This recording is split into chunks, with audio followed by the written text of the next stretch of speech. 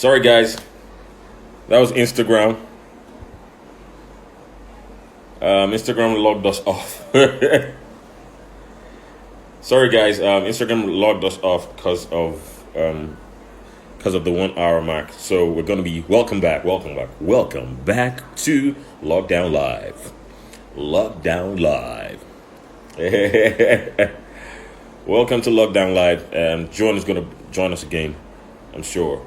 All right, we've been having a great time, man. She's been giving us some great tips. You know, I'm so enjoying every single thing that she's been saying, and we connect so much. You know, we connect so much. Still expecting her. Shout out to everybody that has joined. Thank you so much. We appreciate your we appreciate you coming in. Shout out to you guys. I'm sure she's going to join us anytime from now. Okay, so it's been amazing, energetic. Yeah, you know, I agree with you. It's been awesome. You know, and she has a very great spirit, right?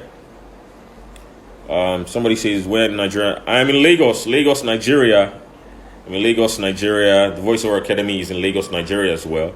And we have a couple of fantastic people here. The Voiceover Academy graduates all around the world, you know, all around Nigeria, all around the world. Thank you so much, Crossroad King. Appreciate you, sir. Hope to meet you someday. Thank you, Uju on radio. Thank you, Sweet Sleep Taste Cakes Food School. Wow. Thank you all for joining in. Still waiting for Joan. Waiting for Joan to join us soon. Okay. Not sure she's here. Let me get in touch with her.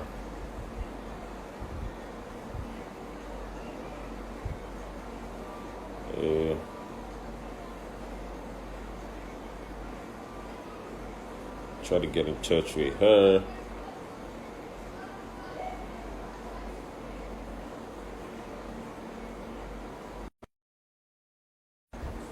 Okay. All right. Is Joan back? Right. Great. I was just trying to get in touch with her. Okay. Joan, yes.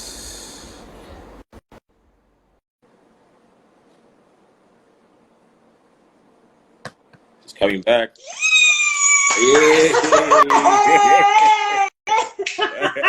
So where we were. And that is that secrets of voiceover success really came out of the fact that my dad had passed away from Alzheimer's. At the time he passed away, it was not a household word. So It was almost obscure in a way. And I was my dad was someone that so went out on a limb. Like he went out on a limb for me in my time in New York. Like he didn't even have to do half of what he did, but he did. And so my father really meant a lot to me, not even just because of that, because he was an extraordinary person. But when he passed away, it just so happened I was doing a course, and the course was on self-expression and leadership. And we had to choose a community in our life that we wanted to impact. I chose voiceover, the voiceover community. So it happened to be where not that I had ever written a book, and the course didn't teach you how to write books. It just prompted you to have a project. I want you to know that this project, Secrets of Voiceover Success, was originally the book was called Room with a Voice. Wow. And then the subtitle was more explicit around voiceover, but it was called Room with a Voice. And it was dedicated to people. I dedicated it to people that lost their voice, because one of the aspects to Alzheimer's is you lose the ability to speak. So I dedicated it to Alzheimer's and people that had passed away from Alzheimer's, and also I named my dad in the book. It actually was interesting because I wanted to do something unique. So I interviewed the top voiceover talent and working voiceover talent in New York and Los Angeles. And at the end of the chapters, I asked people, I said, how would you like your voice to be remembered, and what would you do if you lost the ability to communicate? So everyone's chapters ends with their wish. Right? And so I wanted it to be unique, and I connected it to Alzheimer's, and Alzheimer's also came on board. They were extraordinary. The book happened to have people with Alzheimer's. One of the things that they do when they're in Alzheimer's, in the stages of it, is they painted. So people from Alzheimer's sent me patients of people painting in various degrees of Alzheimer's. So I included that in a chapter of the book. So it was just a very unique kind of situation. But one thing that I learned from reading everyone's story, which I was saying earlier, is that there is no one way to break into voiceover, but when you do it with 100% commitment and not thinking of it something on the side, or you're a person that has a lot of restrictions and you're saying no to life, then it doesn't quite work. But everyone in that book said yes to life. Whether they worked on their being uninhibited or not, they did. And no stone unturned. No stone unturned. Right? So, you know, you can learn a lot from that book in terms of having the different points of view. So the book was really important to me because it established me being also humanitarian, because I donate all the proceeds to the Alzheimer's Association, right? For a cure, earmarked for a cure. So after that, and I started doing what is called, they were called Learning Annex seminars. So I would have the people in my book join me, and we would do seminars on voice acting. Nobody was doing this because the opportunity didn't show itself. It showed itself through this book and having 21 people in it. So it started off doing that. That's how the conference started off, as book signings, and then they grew into something. So this wasn't necessarily my goal, but my goal was to bring voiceover people together, right? And to be in a conversation around voiceover. And then the goal actually evolved. Now, one thing I do want to say that happened with this book was that in the course that I took, it was a 3-month course, and we had this is something that will help people. So the business plan had to be, I had to say where I wanted to be in 3 months. I had to declare that, declare where I wanted to be, and then I worked backwards in terms of, I started from what I declared that was going to be in 3 months, and then I worked backwards in terms of how that was going to happen. And I had to be ultra detailed.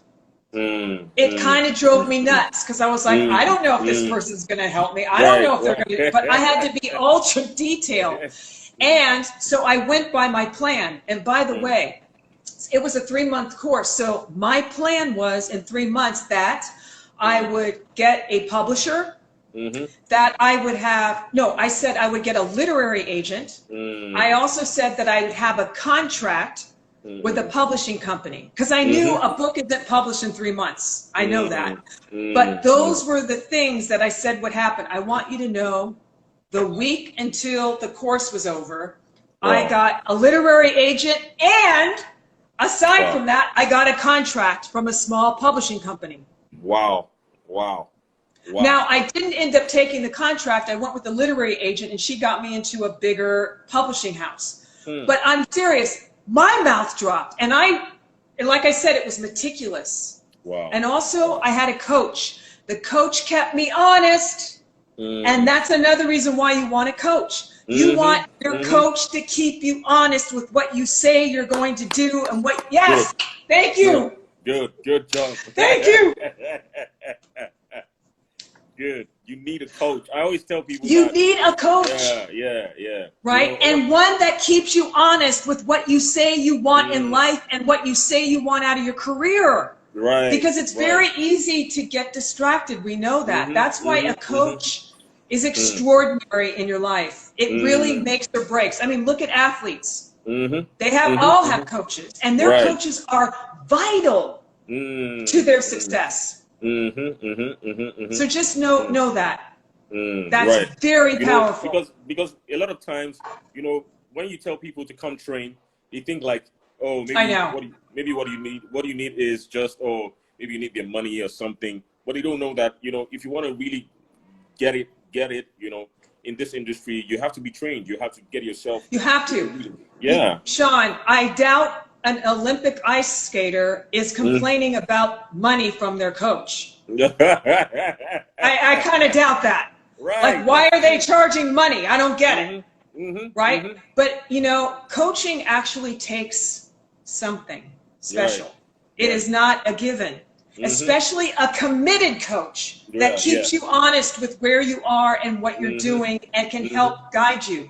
I mean, people have to make a living. Right? It just so happens there's a lot of focus there for me too. I mean, I didn't start out teaching, by the way. Of course, I started out with voiceover, but I had an acting school, top acting school here in New York. They got wind of what I was doing in voiceover, and they were so mesmerized by it. They said, "Would you teach it here?" That's how it started for me. I wasn't. I didn't think of. I read that you teach at Columbia University. I have, yes. Extraordinary. But what I realized when I was teaching was, I said, wow, I can really create this that can also not just enhance other people, but by my contacts could enhance me and keep me networking. Right? But, now, coaching is big, not just big business, but I mean, it's a lot of people coach now, so it's not easy to find the right coach for you. The right coaches, But I can tell you this from my experience of being coached, and by the way, no problem about it. I seek it out. I tend to love people that are brilliant, brilliant at what they do, and committed to what they do. Right. Those are people that make a difference, not flaky, not half-baked information. And you know in your gut when something is on the surface. Right. You know when someone is giving from their heart, and you know when someone is giving all they got. That's it. And that's not everybody, right? That's it. Right? That's it. So Amazing. That's important, and that's worth gold. I guarantee you the Olympic runner.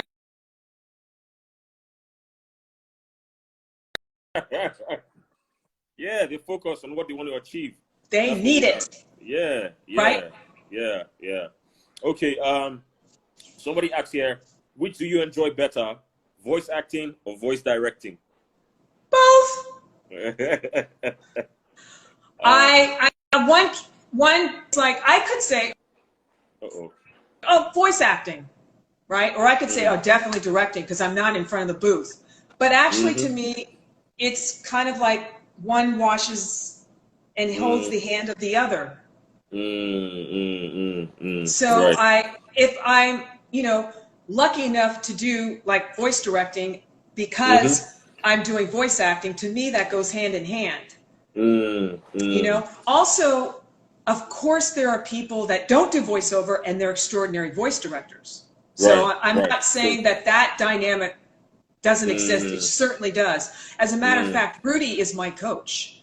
And and he actually has actually put himself in front of the microphone. Not only that, he's also had legendary voice actors direct him so that he could be a better director. That's the kind of person, that's what I'm saying. That's the kind of people you want to surround yourself with. I mean, Rudy and I both had Don LaFontaine coach us, the late, great Don LaFontaine, in his studio, coach us in promos. He coached Rudy directing, and he coached me as a talent. It's like, amazing. Amazing, right? Amazing. Right? So that's what I mean by no stone unturned. Every opportunity that comes, you have to actually see it as an opportunity. Right? In order to benefit. Wow. I mean, there's a guy I want to meet. What's his name? James Earl Jones. Oh my God. He was the first icon winner, and for the Voice Arts Awards. Yeah. So Rudy and I, it happened to be my birthday, but this was right before the Voice Arts Awards. He invited us to go backstage because at the time he was on Broadway, and he wanted to meet us, right, and talk a little bit about the Voice Arts Awards and all. He was so unbelievably not just encouraging, but inspired by it. Wow. Now, if it inspires James Earl Jones, what are the trolls talking about? I'm telling you. Come on! Come on! That's crazy, right? That's crazy, man. James Earl Jones, man. James Earl Jones. I mean, and he was extraordinarily moved. He also told the audience at the Voice Arts Awards. He was just like Ving Rhames. Wow. Ving Rhames won it this year, and he said, I can't even believe, he said, James Earl Jones won this award. I'm winning the same award James Earl Jones won. He said, there is nothing like this. Wow. But the trolls have a point, right? Wow. But the trolls have a point. Wow. Wow. It's crazy. Wow. Right? It is amazing. I mean, James Earl Jones, Phil Lamarr. I mean, we had Phil on this chat. Yes, I saw. We had Rudy. It was amazing. He was. And he won the Vanguard Award, which is sponsored by Backstage. So there was a whole interview with him when he received that award, and this was in 2018. Nancy Cartwright won it in 2017. This is a different award, and it happens during That's Voiceover. So there's an interview with that. Wow. So Phil Lamarr, I mean, you know what's funny about him, or what I notice is he's very quiet about, or very humble about his talents. True. You don't even think of him as like, wow, what a genius guy, right? You just think he seems average, like the average guy, right? Right. But man, what flows out of him? I'm telling you, it's amazing. It's amazing what flows out of him. It's so unexpected too. I'm telling you. Because he seems so... very just gentle, you know. Yes, gentle. Yeah. Not like us, Sean! You know, I mean, there's all types. There's all types. The day we interviewed him, we gave him, you know, we put him on the spot. You know, we'll probably put you on the spot as well. You know, we put him on the spot to give us. So we created a character called Captain Soapwash, and Captain Soapwash is supposed to be like a soap that, you know, just encourages people to wash their hands, especially when it comes to you know. That's good. It's amazing. We created it. So we said, Phil, can you give us a voice? We showed him the picture. You know, and he said, oh, that's good. And he goes, oh, I'm Captain Soapwash. That's right. So good. He went off. And yet he'll go right back to being calm. It was so good. Fascinating. Yeah. He was so but good. again, so with good. with him, uninhibited. Right. So the final question here. Yes. Says, how can African talents explore creative opportunities to stand a chance to be nominated for SOVAS? You know, are there specific categories for African talents? And somebody said, I think it was SOVAS, the SOVAS handle said, we need African judges. Yes. Yeah, I mean. Hi, Sean. Yeah, that's the problem. I'm here. No problem. Yeah, I can help out with that. You know. Well, I will say this: the more submissions we get from Africa in the foreign language category or the international category, we're going to need African judges. Right. Right. We're here. So all I can say is at the moment, those are the two categories. But, you know, Sean, I know that Rudy would be willing to work with you in creating other categories. Right. You know? I'm here. Okay. I'm here for you guys, man. Anytime, any day, just call on me. Just call my name and I'll be there. See, that's where my opera comes in, right? I love but it. yes, so we will do that. But there are the two categories, international body of work and also international dubbing. Right. Right. But for other categories, like I said, Rudy would be partnering with you in creating what works best. Best for, yeah. Yes. For That's Nigeria, for Africa, for, you know Africa. what I mean? Yeah. Right. I mean, And yes, we would then need judges, and yes, you would be the top of the list. Thank you, Mom.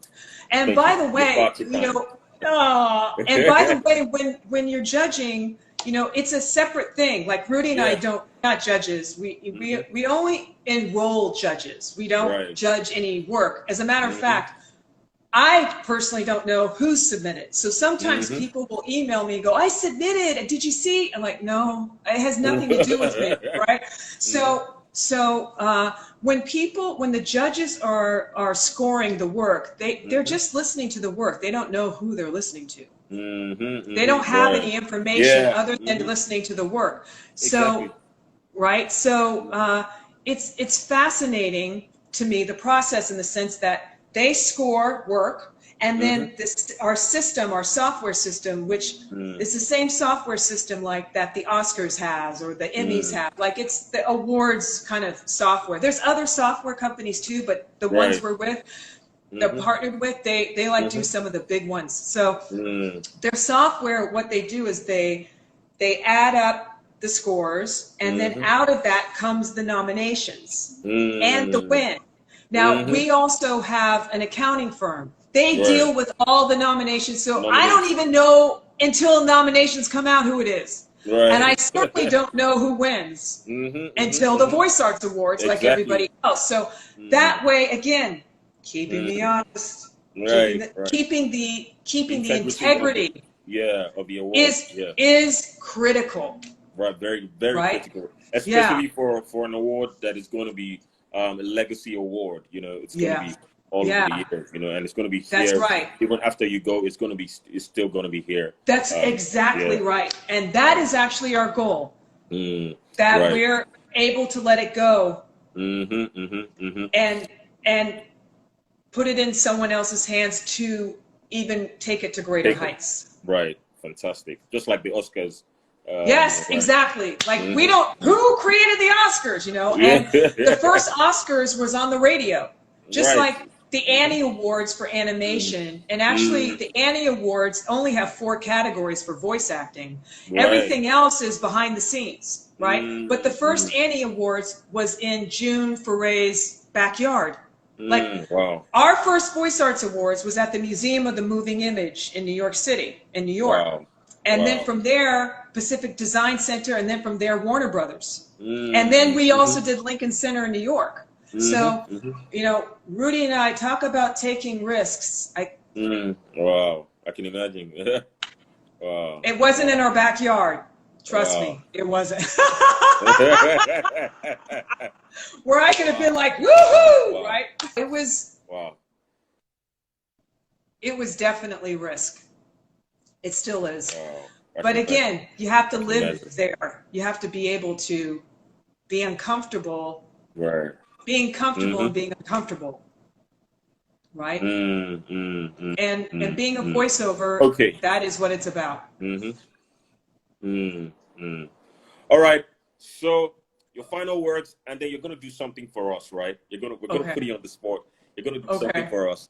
But your final words, you know, maybe you have something you want to say that just to inspire somebody out there who is really taking on this industry. So your final words to us, and then I'll give you what I want you to to do. Okay. All right. Let's go. So I would say I feel that what's truly, truly important is being able to transform who you are. Right? Where if you look back at who you are, you wouldn't recognize yourself. And in that ability, to me, that is what creates a successful voiceover career. So the art of transforming who you are is very critical to success in voice acting. And also, I will tell you that inspires your spirit to have that ability. And that inspiration will keep you relevant. It's not necessarily something you're planning out, but that inspiration of being able to transform who you are into someone, yes, that's it. Amazing. Okay, so I'll give you two options.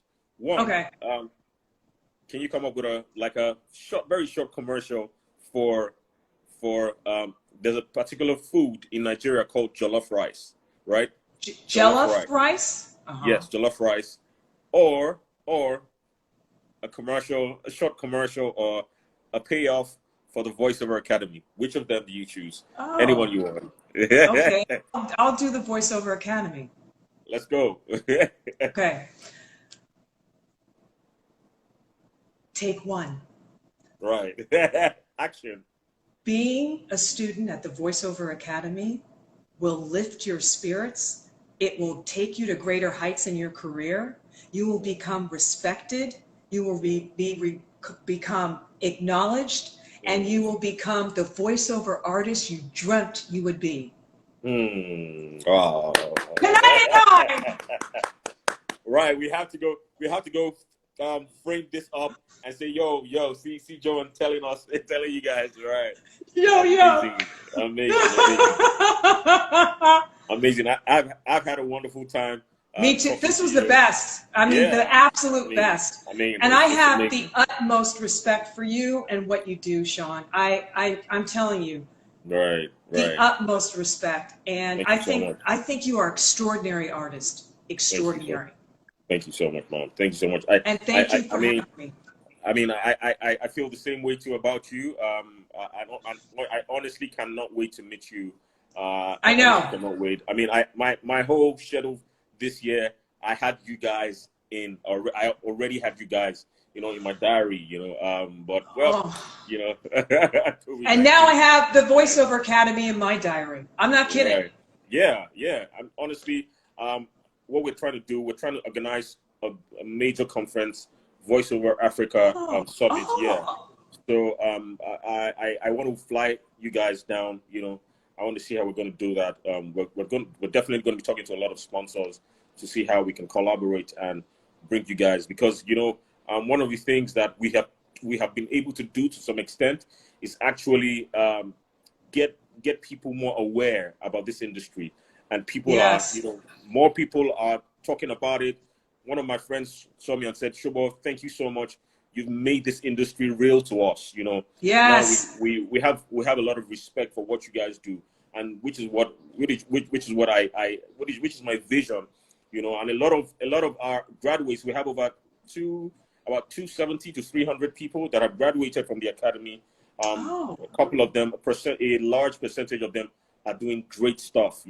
From time to time, I'll just send you what they do, but they're doing good stuff. Please. I'm interested. I'm very interested in hearing. Right. And I'm hoping a lot of us, can come for the Voiceover conference. Yes. As well, and for the Voice Arts Award one of these days, very soon, hopefully. All right. Sean. Thank you so much, John. Watch. Thank you so much. Boing, boing, boing, boing.